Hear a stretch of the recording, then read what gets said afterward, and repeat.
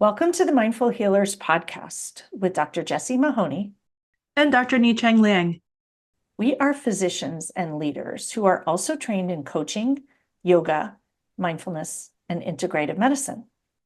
We are also mothers, spouses, sisters, daughters, aunts, and friends. In this podcast, we share candid, heart-centered, loving, science-based, thoughtful, and often fun conversations about the challenges life throws at us. With our collective experience of over 30 years in physician and personal wellness, we reflect and offer pearls of wisdom for navigating life's challenges with more ease. From parenting, marriages, money scarcity, cancer survivorship, uncertainty, challenges in practicing medicine, we cover it all. We invite you to refresh your perspective and empower yourself with mindset, mindfulness, and other well-being tools that actually work. A quick reminder that nothing in our podcast is medical advice. Today's episode is in honor of Earth Day, Earth's wisdom for physicians and healers, sustainable lessons for healing, growth, leadership, and life. And we hope to share with you mindfulness and coaching infused lessons from the earth and from nature. Our intention for today is to really honor Earth Day, taking a moment to pause and learn from the natural world. So Jessie and I are going to be sharing some direct experiences with recent adventures and working the land as part of today's episode. So we're going to learn from the earth and nature because it's wise and it knows and it demonstrates to us every day how to heal. So takeaways, we hope you will discover that sustainability requires interconnectedness, imperfection, respecting and embracing seasons, and rest. And that nature reminds us and farming reminds us that it's important to set yourself up for success. It's important to trust and believe. And that we also very often, very frequently in nature and in life have to embrace mess, whether it be poop or pollen. So as we jump in, why is the earth such an ultimate teacher of sustainability? And we have this Earth Day that honors all the beauty of the earth and its wisdom. And it's also here to remind us about sustainable living and what we can do to take good care of the earth so that it can keep going. And that is where the links to sustainability in medicine and sustainability in healthy, happy living come, that we can learn from the earth things that help us move forward sustainably, whether it is in medicine or in a marriage or in parenthood or with your health and with your spirit. And so medicine often values many things that are the opposite of nature and the earth wisdom. Medicine has sterility in it. We have a lot of perfectionism. We tend to be like to have control over things we don't have control over. And nature really very much teaches us the opposite. It teaches us to let go of control, to embrace messy. And things like spring are messy with pollen, and winter is messy with storms and snow melts and floods. And as we move forward with global warming, it appears that nature is going to be getting more messy and more chaotic and giving us constant reminders of things that are out of our control. The most recent reminder that I had was experiencing an earthquake in San Diego just a few days ago. It woke me from slumber, and talking about chaos and uncertainty. The earth is definitely constantly reminding us. It's all part of the cycle, though, all part of the seasonal cycle. And what's so interesting is with all of the chaos and catastrophes and crises and floods and tornadoes and things, we are all still here. And that is literally part of the natural world. And as humans, we tend to resist that as part of the natural world rather than recognizing the cyclical storm and healing cycle. So we thought we'd delve into what we're going to call the Earth's Playbook and its lessons about sustainability, growth, blooming, and harmony. And so this lesson book I'm wanting to highlight comes a lot from your experience, Jessie, from your working your land at Nicasio Creek Farm, which is relatively new for you. And so I think that I'm appreciating this depth and literal depth that you're going into into Yeah. your soil. Yeah. Yeah. With regards to these lessons. And so I also wanted to share that I'm also going to be interjecting with lessons from the earth internationally, because I just went on an epic trip to Taiwan, my birthplace, for the first time in the last 9 years. And so I'll interject with some observations too. And I will say that some of the stuff I have learned from Nicasio Creek Farm, and quite a few of the lessons about sustainable farming, I actually have learned from Pie Ranch. And Pie Ranch is where I offer Honoring Diastole, a different retreat. And it is a sustainable ranch that's dedicated to teaching about sustainable farming, especially to children in schools. And so as part of our very early retreats, they used to give us a tour of the farm and talk about all of the lessons of sustainable farming. And that is where I learned about some of the things I'm going to share. And a few of the lessons I learned, I also learned from another sustainable farm in Hawaii, actually, called OO Farms. And what I think is really cool, and obviously this is giving a little clue into the things I find interesting. When I go places, I like to go to farms, and they often have meals that you can go to, and they give you tours of the farm, and maybe you get to harvest and learn about interesting things, and usually go to beautiful places. And so many of these lessons come from other farmers, and perhaps it's no surprise now that I'm apparently going to be a farmer too. So You are a farmer. I am a farmer. I'm apparently a farmer. I'm still figuring, I feel it's funny. So we talk about imposter syndrome in medicine. I'm like, I don't know if I'm a farmer. I might have some imposter syndrome, but I'm figuring it out and learning. And probably the biggest lesson, as you say, that is lack of control. And one of my funniest stories, I'm going to just say right up front, I have been really excited about planting wildflower seeds. And I really want to have wildflowers because they bring in pollinators and they're beautiful. And I use lots of flowers for lots of things. So I mistakenly, this shows my novel farming skills, misordered. And so I misordered and ended up with about 4 times as many seeds as I wanted. And I don't know how this happened, but that's okay, because I'm going to need them. So apparently I knew that I would need them. And some of them are sunflower seeds, and I really wanted to have like a field of sunflowers. And you've seen the space here, so it lends itself well to a field of sunflowers. However, deer love sunflowers because they're full of protein. So I actually knew this and I researched it. So I wasn't going to put them anywhere that the deer could get them. So I actually dug up the ground, like hoed it with my own arms, and I built some good arm muscles digging up the ground. And I put these sunflower seeds in a spot on the property that's deer proof. All well and good, because birds also like sunflower seeds. And I have created a bird buffet, like a full-on bird buffet, the doves, all the baby birds. I have increased the number of birds on our property dramatically, but I'm certain I'll be having no sunflowers in this plot of land.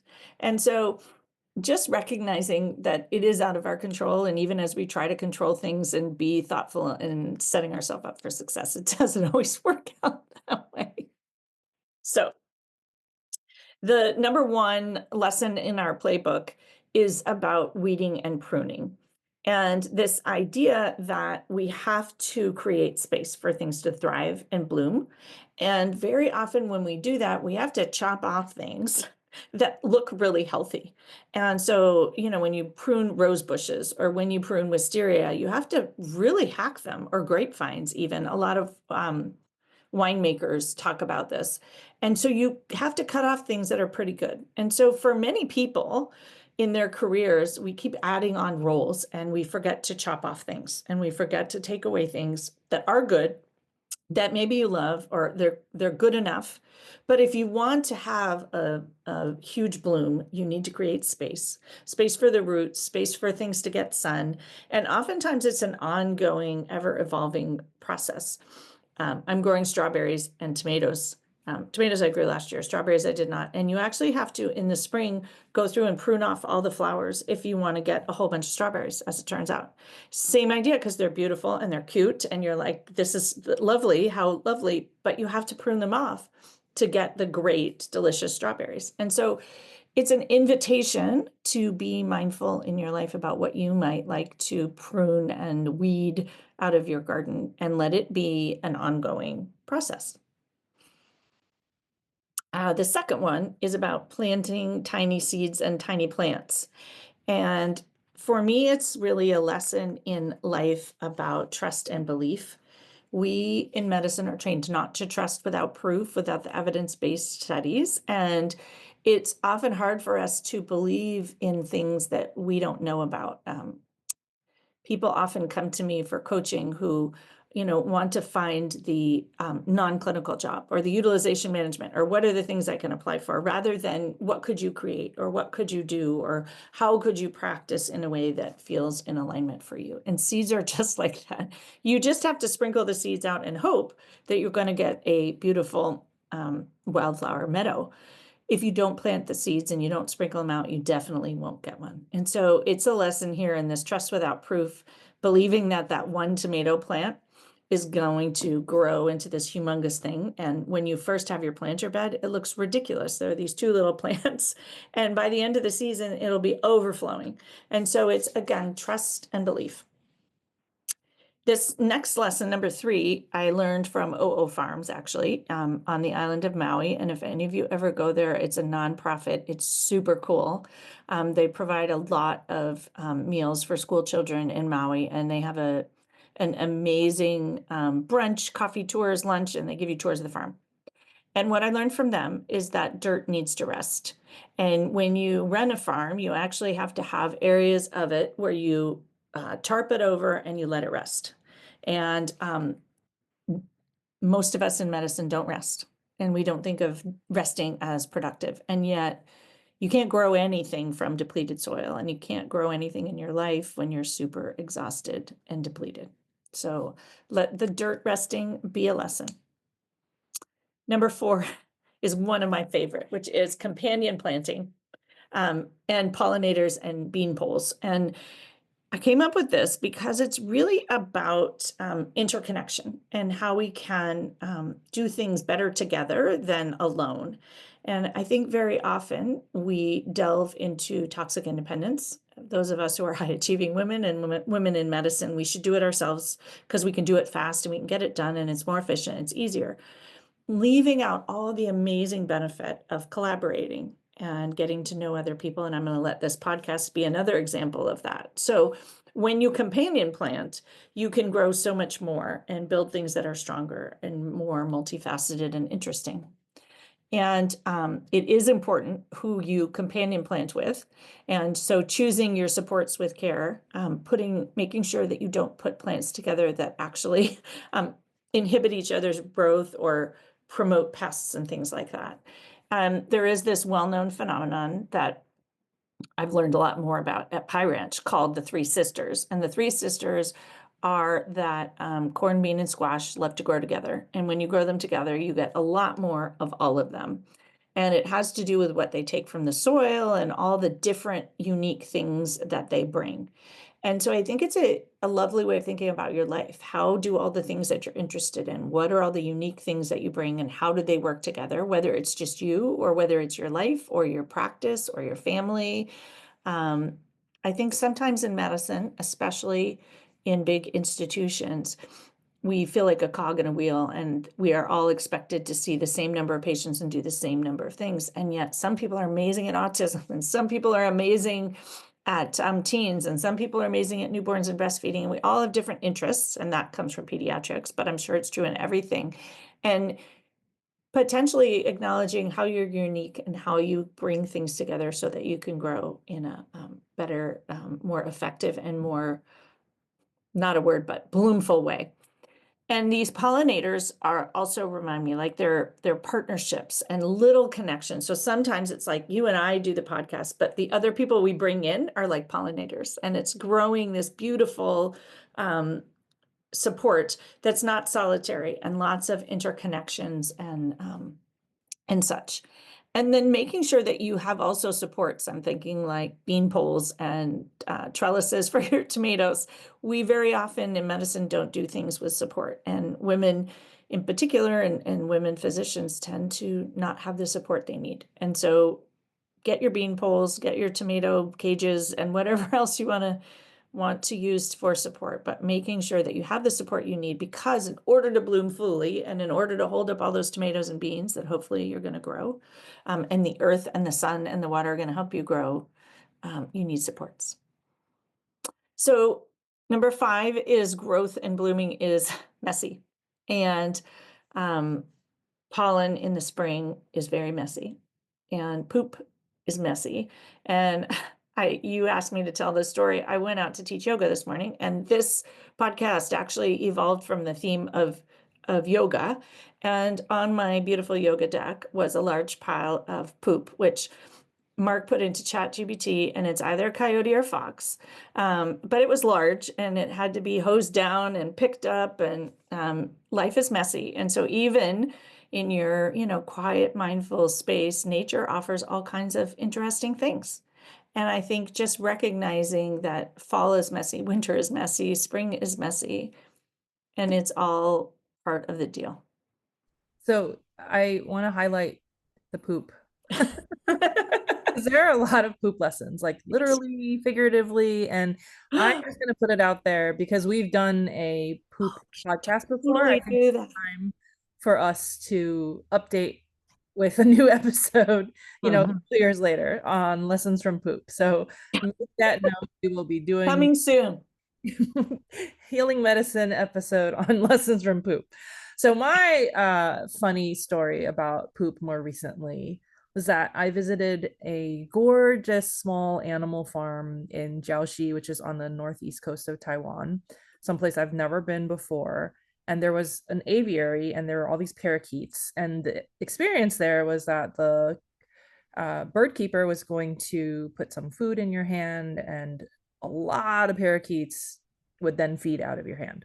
And it was great and fun, and it was so lovely to have these tiny little birds that are so cute and so colorful just feet away from your eyes. So it was a feast for the eyes, and it was a feast for them out of my hand. But when they eat, they poop. So, of course, both my arms got pooped on. And I was like, well, just part of the experience, part of the deal.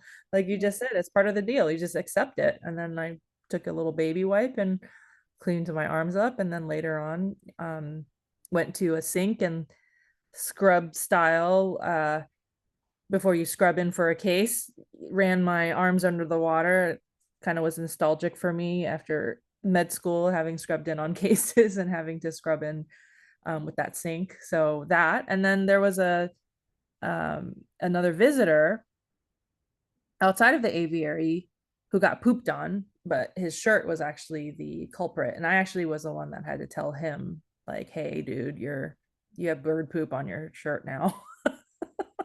Because I he think, was totally oblivious to the fact that he just got pooped on. well, poop is part of nature, and it's part of the earth. And just to me, it's embracing what is and not resisting, whether it's bird poop or coyote, fox poop.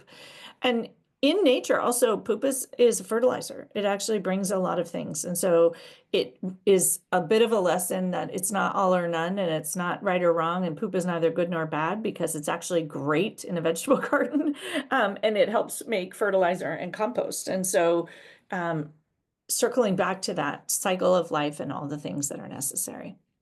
So other messy things in nature and the earth, I'm reminded of my beloved creek. and that in some years it's swollen and full of water, and in other years there's barely enough water. And even within a year, it can be swollen. And at this moment, it's a delightful little tinkling creek, and it will be dry in the summer, even after a ton of rainfall. And so recognizing that nature offers bounty and nature offers famine, and softening into what is and letting go of control and enjoying all the ends of that in the full spectrum is likely the lesson. So there's an ebbing and flowing that you're talking about, and different sizes of bodies of water will inevitably have ebbing and flowing of tides, for instance, when we're talking about the Pacific Ocean or any ocean really. And then also with lakes, streams, creeks, like your very own Nicasio Creek, and waterfalls. So when I was in Taiwan, I visited Jiufen Waterfall, the largest in Taiwan.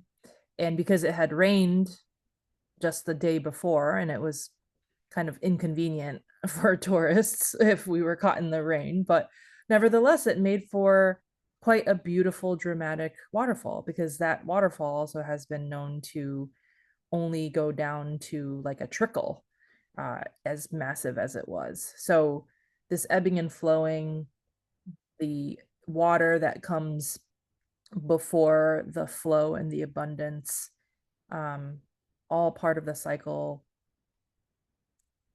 all there for us to accept just as it is. Because frankly, we can't change the way a waterfall flows or a creek flows unless we like do some really major Like cement construction. and cranes and Dam building. yeah, Yeah. dams. And this reminds me also of the power and energy in nature and from the earth that is in your earthquake and is in a waterfall and is in a robust creek. And then how sometimes the energy is completely different. You have your peaceful water that you paddleboard on, or a trickling creek, or no earthquakes and more calm, right? And all of that is nature, and all of that is what the earth offers. And I'm reminded of the mindfulness tenet of non-judgment, because I think when I say all of those things, I judge earthquakes. Um, and maybe I judge a trickling waterfall because we come from California and we often don't have enough water, versus a robust waterfall. But I have an idea of how much is too much water in a waterfall or a creek too. And so recognizing that concept of mindfulness, and I think nature really offers non-judgment because it's beautiful in all its seasons and in all of its ebbing and flowing and abundance and trickles. So compost is another version. I mean, it's potentially poop, but it's also dead leaves. It's also vegetables. It's also sort of the cycle of life. We actually had to chop down a big tree here recently, and they chopped it into wood chips, which actually apparently can like get so hot when you have a lot of them that they start to smoke and kind of cook. And so we've been using them for other things. And as you get deep into the pile, you notice all these things. Again, energy. And so we often don't utilize things in our life that have energy. We're not reusing them. We're not noticing the energy they have. And so I think that the earth really offers this relationship to energy that we can learn a lot from. It comes in unexpected places. Speaking of unexpected places, so I was in your neck of the woods quite a bit in these last 2 weeks, but only as layovers. So I waved from you, I waved from the airport at you, Jessie. And interestingly, at SFO, I don't know if you were aware of this or if you noticed this, because I know you've been flying down to San Diego quite a bit. But now they have like a bin for compost, like for food leftovers. So I thought that was really encouraging, in addition to, like the recycling bin plus the general trash bin, where previously leftovers from food would have just gone to, but now they have a general compost type bin. So I thought that was really encouraging. Yeah. And maybe noticing that you can practice sustainability in unexpected places. Even the airport. Yeah. So we often glorify the good stuff and we have the mess we ignore the mess, or we judge the mess. Yeah, and then we focus on end results. Mhm. Goal-oriented people, like glorifying the bloom, waiting for the flower, waiting for the fruit, but we forget about all of the poop from the compost Yeah. and the shoveling of it and the digging and the aerating and the getting dirty part before the end results are seen. So one of my favorite Thich Nhat Hanh quotes, "No mud, no lotus," is so applicable to so many things in life. And just remembering that physiologically, there literally cannot be a lotus bloom unless there is mud available for that seed to grow from. Yeah. And healing is messy. Medicine is messy. Growth and transformation are messy. I'm thinking about the caterpillar dissolving in the chrysalis. It's just messy. It goes into goop. And so I think just recognizing and accepting and literally embracing the alchemy process that the earth offers right, left, and center, up in the sky, down below, and maybe even enjoying it, because I think we allow it in nature, but we don't necessarily allow it in our life. We resist it in our life. And could we learn from the earth that this is all part of the cycle? And when we soften into it, we waste a lot less energy, and we have energy for the things that we would like to use energy for. Being mindful of the journey in the muck Yeah. is so important. And the muck is really what makes the growth possible. Yeah. And the journey, I wanted to reflect on the process, because I think, as you mentioned, we always look at the outcome. There's the beautiful rose. We miss the process, and we miss how we got there. And so being present for the process, and noticing all the things. And the earth offers just so much amazingness for our senses. And, when we have done retreats in the past, noticing the five senses is an amazing way to simply be mindful. Go outside and appreciate the earth. Notice the ground underneath your feet, the breeze on your cheeks. There's so many offerings from nature if you pause.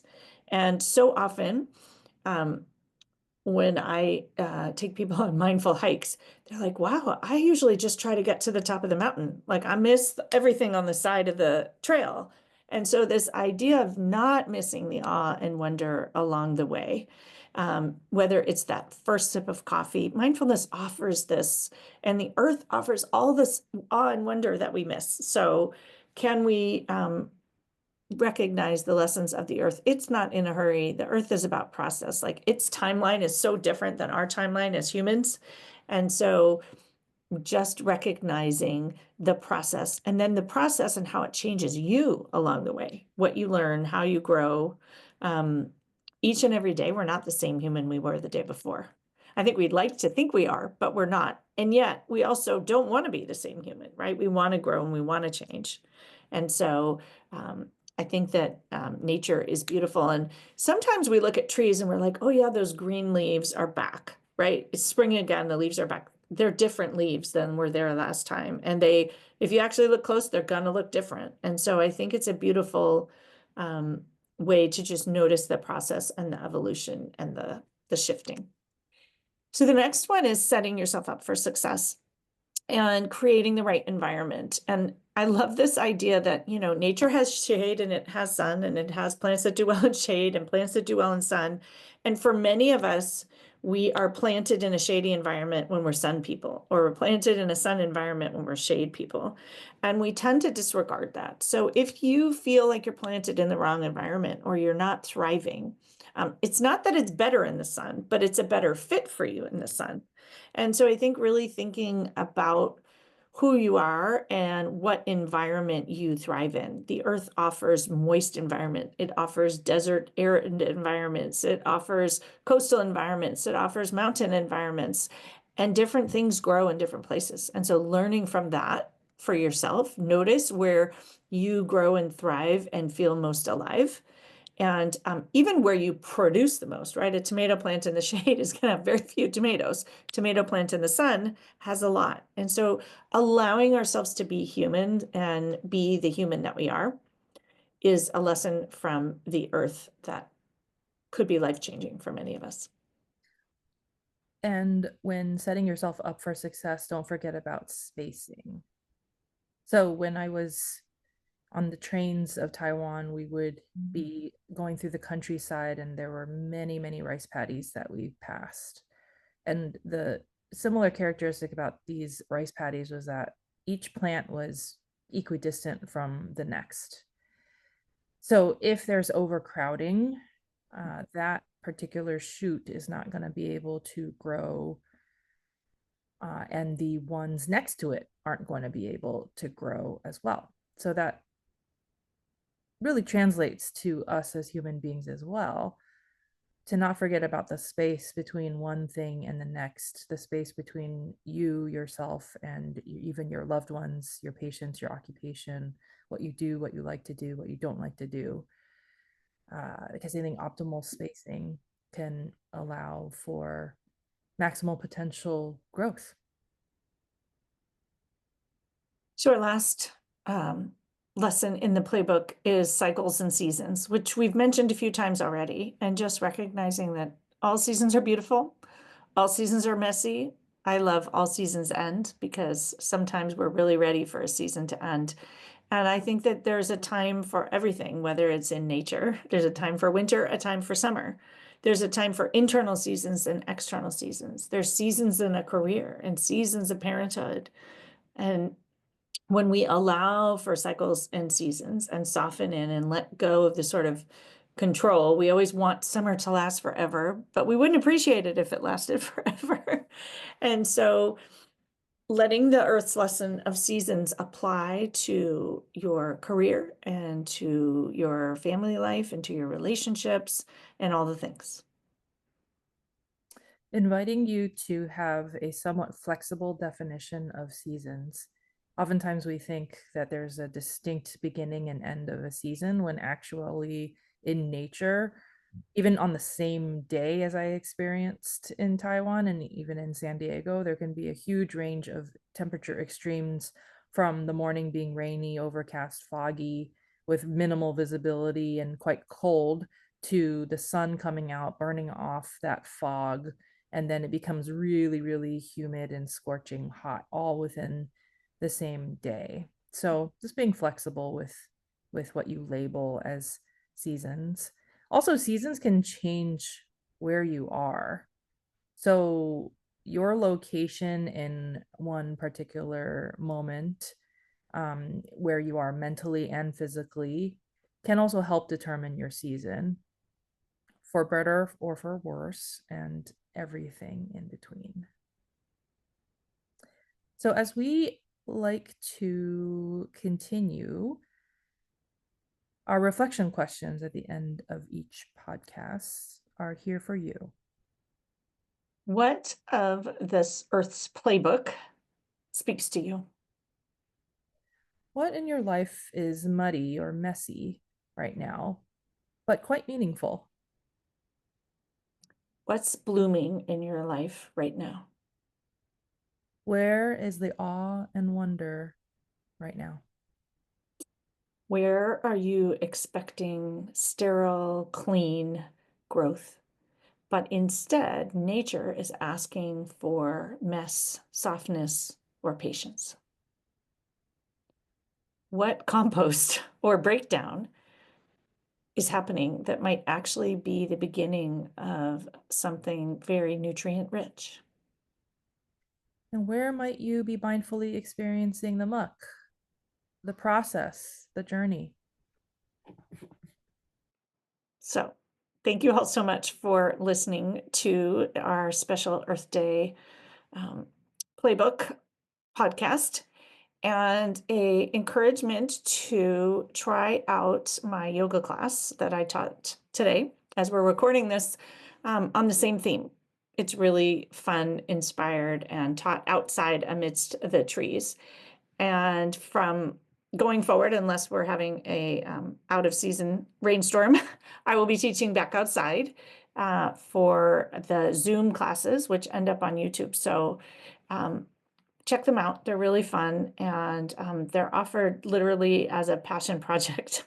I'm now on year 5 to 6, and I just love teaching them, and they're out there. So I would love to have more people join me. And whether you can come live on Zoom or enjoy the YouTube, there's over 300 classes there now. So there's something for you. And many, many of the newer ones are taught outside. The other thing I just want to add, which is a fun tidbit, is that I now teach them with solar power. We don't have a solar powered house, but we have a solar powered battery that I can carry around. And so I can now teach outside wherever with my solar powered battery. And so they really are an earth friendly class, which makes me happy. So you can think about it. Not only are we in the trees celebrating sustainability, but on Earth Day was the first day I used my, I even charged my battery with my these portable solar panels. And actually, we have the battery and the solar panels because sometimes the earth does not cooperate. And where we live in certain times of year, it's fire season. And when there's a really high fire danger and winds come, our power company shuts off the power, and they can do it for a few days. And so you actually need to have a battery.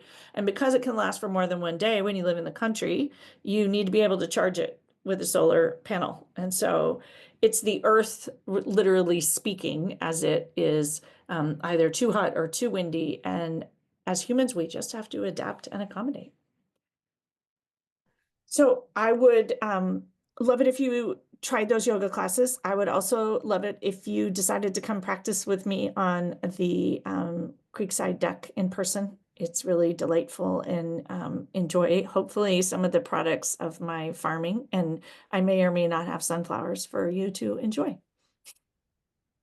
If you enjoy our vibe, if you enjoy our shared collective wisdom, you can invite us to speak or to help lead workshops, or hire one of us to help out. We would love to spread mindfulness and mindset and healing this way. I'm going to use this moment to ask you, Nitang, what do you like to do workshops and talk about? We were talking earlier about this and like what we enjoy and how we enjoy showing up. And it feels relevant here to ask. Well, I enjoy very much doing talks on mindfulness, how to start a practice, the evidence behind mindfulness practice, as well as integrative medicine, because I have that training and background, and that's the way that I practice medicine. And I will just throw out, I actually love giving big talks, but I also love giving smaller talks and workshops, as we were talking about, where I can really dig in and engage with people. And whether I do that here as sort of a day-long program, or I come to you and work on really anything wellness related, mindset related, mindfulness related. A lot of what I weave in are themes that we talk about here, and how to have a sustainable, happy, healthy, joyful practice in medicine and or relationships and or parenting. I like to weave in a lot of lessons from nature, like we just did in this podcast, and how that applies to your practice. And also potentially lessons from the heart, lessons from mindfulness. I think sometimes when we take it out of our typical wellness conversation about how much burnout we have, and these are the evidence-based things that change it, and get into a more interesting, engaged, creative path, it can be really, really eye-opening for people.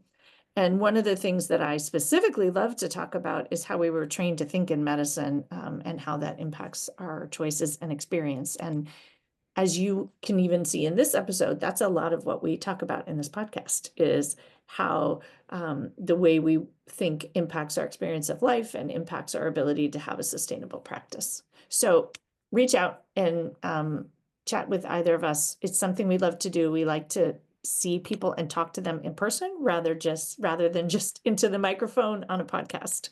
And traveling to do that is fun, or you can travel to do that with us.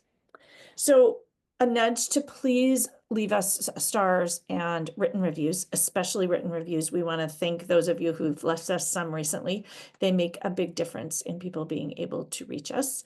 And also, please reach out to connect with us. Send us emails. We love to get them and hear how the podcast helped you or changed something for you.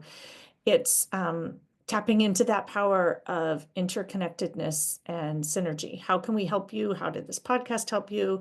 It really does make the work that much more fun, inspired, and potentially personal. I often get requests for podcast topics, and we do take requests and have fun showing up with them. And our last request is on the topic of interconnectedness. Please share this podcast with others who you think might benefit. I hear from so many that I just discovered, and I've been binge listening to episodes, and there are so many people who we know would benefit, but they don't know we're out there. And so we really rely on you to share it. We don't spend a lot of time on marketing, and we really hope that you will share it in your circles with your colleagues and friends and family. So thank you so much for listening, and happy Earth Day. We wish for a sustainable, happy, healthy, flourishing life for both you and our Earth and everyone on it. Thanks so much for joining us. We encourage you to dive into the show notes for each episode for more learnings and resources. We also invite you to take a listen to the many other Mindful Healers podcast episodes, and please share the podcast far and wide with colleagues, friends, and family. If our message and approach resonate with you, we would love to work with you. When you listen to a podcast, you consume information, but when you work with us, you can actually practice and change. We offer coaching and mindfulness experiences, talks, workshops, retreats, and more.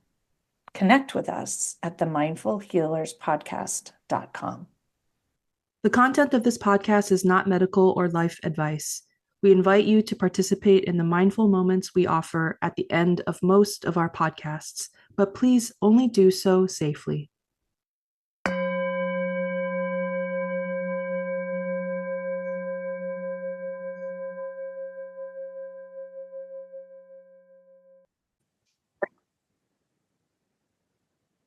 Welcome to this mindful moment offering. An invitation for you to be outside with this practice, preferably in nature, but even if you're not able to get to a location with a lot of nature, even just outside of your home or outside of your workplace, for this practice today. So inviting you to close eyes or lower your gaze a few inches in front of you, noticing the support of the ground beneath you as you stand or you sit, noticing that this support is ever present. And start by noticing what you hear. Noticing the felt experience of what hearing is like, not necessarily trying to label what you're hearing or the sounds that you might be trying to identify, but simply trying to paying attention to the act of hearing. Simply listening.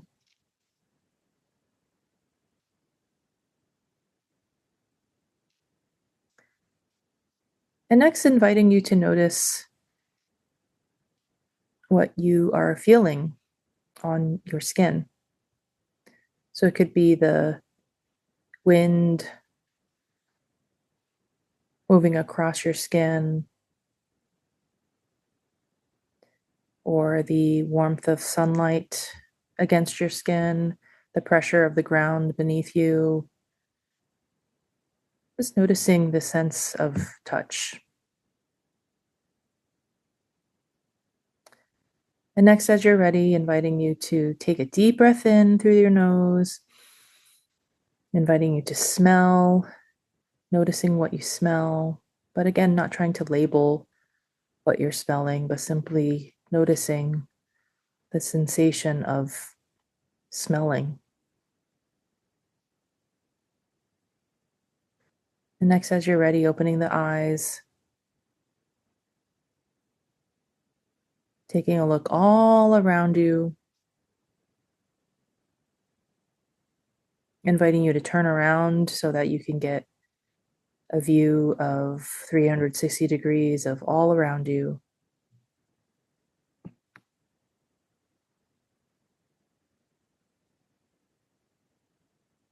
Simply noticing what you see.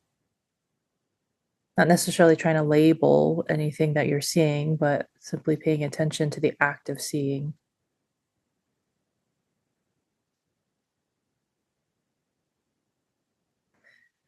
And next, checking in with your taste. So there's probably not anything close by that's readily edible. So we'll forego actually putting something in our mouth to taste. But sometimes if you smell, you're able to also taste. So checking in with your sense of taste and seeing if there's any sort of taste in the mouth. And if there isn't, that's all right as well. That's your direct felt experience. And still an important part of this practice.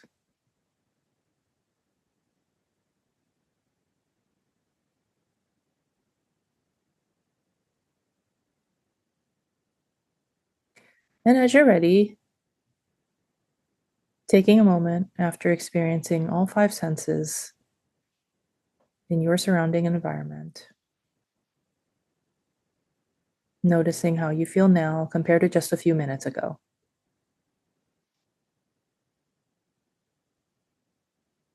Thanks so much for practicing this awareness of the senses with me.